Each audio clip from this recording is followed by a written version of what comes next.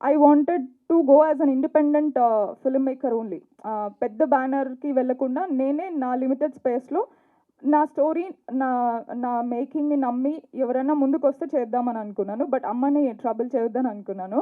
So that's where I got Prashant. So thanks. I call him Chintu. Thank you Chintu for producing this for me.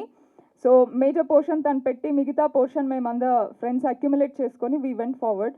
So నేను చాలా కేర్ఫుల్గా one point నేను సబ్కాన్షియస్లో feed చేసుకుంది ఏమంటే, ఈ పైసలు నాయి కాదు, చాలామంది కలిసి ఇన్వెస్ట్ చేశారు దీంట్లో.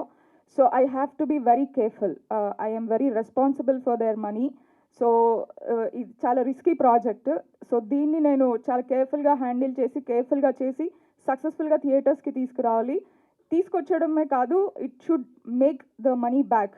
సో ఇది నేను త్రూ అవుట్ నేను మైండ్లో పెట్టుకొని చేసుకుంటూ వచ్చాను.